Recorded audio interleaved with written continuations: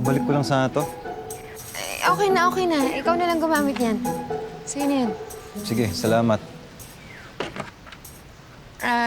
Pwede tabi ka muna. Excuse me. Ay, sige. Pwedeng pakiayos yung target ko. Yung ulo, yung damit. Okay. Please. Ayun, ayun, sa taas, sa taas. Pakiayos yung dito. Okay, okay. Ayan, ayan. Hoy! Ah! Anong ginawa mo? Ma'am, Anong ginawa mo? Ano babasa na tuloy?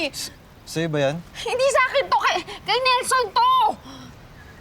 Alam mo, ikaw talaga, basag trip ka talaga eh. Huwag ka na nga magpapakita dito. Tingnan mo yung ginawa mo, oh. Naku, medyo mahirap po yun, ma'am. Ano mahirap doon? Boss, pwede po ba kayo makausap? Sige, mamaya. Sa bar na lang. Okay, boss. Epoy. Owner. Tin. Customer.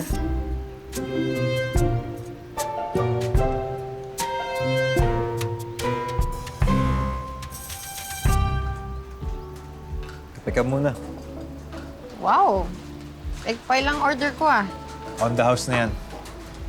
Salamat.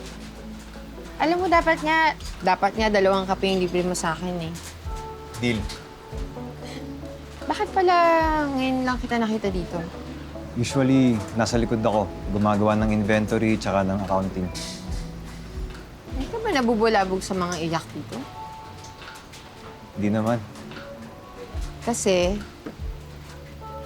isa ka din sa amin. Kaya ba nag-iiyak ka dun sa Hagulgul Hall? Saka, sino bang nanakit sa'yo? Walang taong kaya kang saktan kung hindi mo sila hayaan. Wow. Adip. Alam mo, ikaw na lang magkwento kasi kanina parang gigil na gigil ka sa pagbaril mo eh. Anong kwento mo? Nagtrabaho sa Canada si Nelson. Sabi niya, kunin niya ako. So, nag-antay ako. Yun pala, may girlfriend na siyang iba. 2 taon. 2 taon ko nilook forward na susundan ko siya.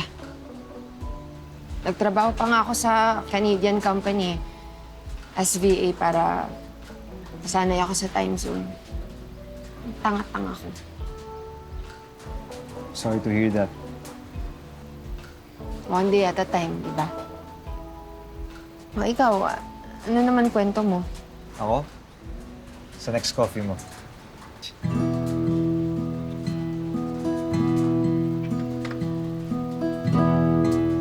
Magkikwento ka o tatamaan ka?